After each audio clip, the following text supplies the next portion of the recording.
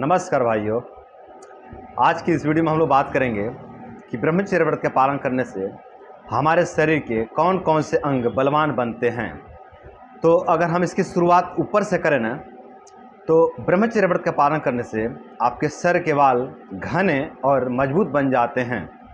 अगर और नीचे आएँ तो ब्रह्मचर्य व्रत का पालन करने से आपका दिमाग मजबूत बन जाता है, और जब आपका दिमाग मजबूत बनता है ना, तो आपका याददाश्त भी मजबूत हो जाता है, आपकी सोचने और समझने की क्षमता विकसित हो जाती है, बलवान हो जाती है। अगर और नीचे आए ना, तो ब्रह्मचर्य व्रत के पालन करने से आपके नेत्र की ज्योति बढ़ती है और वृद्ध अवस्था तक आपकी आंखें युवा बनी रहती हैं। अगर और नीचे आएँ तो ब्रह्मचर्य व्रत का पालन करने से आपके दांत मजबूत बनते हैं, और ये जो आपके दांत हैं ना, ये लंबे समय तक युवा बने रहते हैं। अगर और नीचे आए ना, तो ब्रह्मचर्य व्रत का पालन करने से आपका थायराइड ग्लैंड मजबूत बनता है। ये जो आपके गले में थायराइड ग्लैंड है ना, ये मजबूत बन जाता है ब्रह्मचर्य व्रत के पालन करने से। और जब आपका थायराइड ग्लैंड मजबूत हो जाता है ना, तो थायराइड होने की जो संभावना है वो बहुत हद तक कम हो जाती है। थायराइड दो प्रकार का होता है, हाइपो और हाइपर। इन दोनों का ही संभावना कम हो जाती है ब्रह्मचर्य व्रत के पालन करने से। अगर और नीचे आए ना, तो ब्रह्मचर्य व्रत का पालन करने से आपका चेस्ट मजबूत बन जाता है, अर्थात आपका छाती मजबूत बनता है। ब्रह्मचर्य व्रत का पालन करने से आपके फेफड़े भी बलवान बन जाते हैं और आपका हृदय भी मजबूत हो जाता है। जब आपके फेफड़े बलवान होते हैं ना, तो ऑक्सीजन लेने की क्षमता आपके अंदर विकसित हो जाता है, यानी आप भरपूर ऑक्सीजन ले पाते हैं। और जब आप भरपूर ऑक्सीजन ले पाते हैं ना, तो आपके सभी अंगों को भरपूर ऑक्सीजन मिलता है। और जब आपके सभी अंगों को भरपूर ऑक्सीजन मिलता है ना, तो आपके सभी अंग लंबे समय तक युवा बने रहते हैं। और ब्रह्मचर्य व्रत का पालन करने से आपका हृदय भी बलवान बन जाता है। और जब आपका हृदय बलवान बन जाता है ना, तो आपके अंदर साहस आ जाता है, आपके अंदर हिम्मत आ जाता है, बड़े बड़े निर्णय लेने की क्षमता आपके अंदर विकसित हो जाता है हृदय के बलवान होने से। ब्रह्मचर्य व्रत का पालन करने से आपका पेट भी मजबूत बन जाता है, आपका पेट भी बलवान बन जाता है। अगर पेट के अंदर के जो है कि ऑर्गन्स की बात करें ना, तो आपका लीवर, किडनी, पेनक्रियाज, छोटी आंत, बड़ी आंत, स्टमक, मतलब पेट के सभी ऑर्गन्स बलवान बन जाते हैं ब्रह्मचर्य व्रत के पालन करने से। अगर और नीचे जाएं तो ब्रह्मचर्य व्रत का पालन करने से आपका प्रोस्टेट भी मजबूत बन जाता है, और साथ ही आपका प्राइवेट पार्ट भी मजबूत हो जाता है, जिसको लेकर के आप लोग बहुत चिंतित रहते हो, बहुत भयभीत रहते हो कि मेरा प्राइवेट पार्ट ठीक होगा कि नहीं होगा।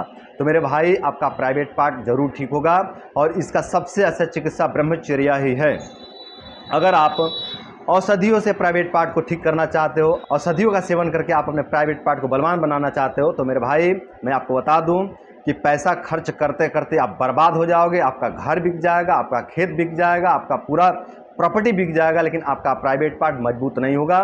तो आप प्राइवेट पार्ट के लिए पैसा खर्च ना करिए। आप प्राइवेट पार्ट को मजबूत बनाने के लिए दवाइयाँ ना खाइए, पैसा मत बर्बाद करिए। आप ब्रह्मचर्य व्रत का पालन कीजिए, आपका प्राइवेट पार्ट धीरे धीरे पूरी तरह से बलवान बन जाएगा। हाँ, एक बात मैं कहता हूँ कि यदि आपका पाचन तंत्र पूरी तरह से ध्वस्त हुआ है, तो आप पाचन तंत्र के लिए कुछ मेडिसिन ले सकते हैं, कुछ सहायक चिकित्सा ले सकते हो। अगर आप अपने पाचन तंत्र को ठीक कर लेते हो ना, तो इससे आपके प्राइवेट पार्ट में बहुत अच्छा शुभ प्रभाव देखने को मिलता है।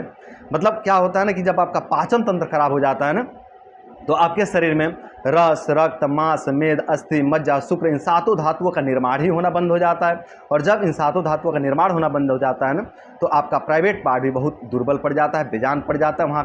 वहाँ पे जो है कि रक्त का फ्लो ही नहीं हो पाता है, जिसके कारण आपको लगता है कि प्राइवेट पार्ट हमारा छोटा हो गया है, हमारा प्राइवेट पार्ट खराब हो गया है। तो मेरे भाई, न तो आपका प्राइवेट पार्ट छोटा हुआ है और ना ही खराब हुआ है। बस बात यह है कि वहाँ पे रक्त का फ्लो ही नहीं हो पा रहा है। और रक्त का फ्लो इसलिए नहीं हो पा रहा है क्योंकि आपके अंदर रक्त का निर्माण ही होना बंद हो गया है।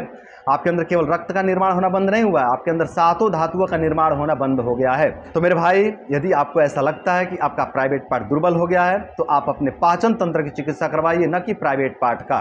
तो यदि आप ब्रह्मचर्य का पालन करते हो ना, तो इससे आपकी जठराग्नि बलवान बनती है। जठराग्नि तो बलवान बनती है ब्रह्मचर्य से। अगर ज़्यादा प्रॉब्लम है, आपकी जठराग्नि बहुत ज़्यादा विकृत हो गई है, आपकी जठराग्नि बहुत ज़्यादा ध्वस्त हो गई है, तो साथ में आपको सहायक चिकित्सा ले सकते हो, और सहायक चिकित्सा से अपने जठराग्नि को प्रज्वलित कर सकते हो। और जब आपकी जठराग्नि प्रज्वलित हो जाएगी ना, तो जो आपके प्राइवेट पार्ट में कमजोरी दिख रहा है, या फिर जो आपके पेट में कमजोरी दिख रहा है, या फिर आपके शरीर में जो कमजोरी दिख रहा है, ये सभी कमजोरी धीरे धीरे पूरी तरह से खत्म हो जाएंगे। तो मेरे भाइयों, ब्रह्मचर्य का पालन करके आप अपने शरीर के सभी अंगों को मजबूत बना सकते हो। ब्रह्मचर्य का पालन करके आप अपने सभी नसों को मजबूत बना सकते हो। तो मेरे भाइयों, ब्रह्मचर्य का पालन करने से आपके शरीर के सभी अंग मजबूत बनते हैं, आपके शरीर के सभी नस नाड़ियाँ मजबूत बनते हैं। तो ब्रह्मचर्य व्रत का पालन करके आप लोग अपने शरीर के सभी अंगों को, सभी नस नाड़ियों को बलवान बना सकते हैं। और ब्रह्मचर्य का पालन करके आप लोग अपने शरीर के सभी अंगों को, सभी नस नाड़ियों को मजबूत बना करके आप लोग अपने जीवन को सुंदर, सरल एवं सफल बना सकते हो। तो दोस्तों, आज के लिए इतना ही। नमस्कार।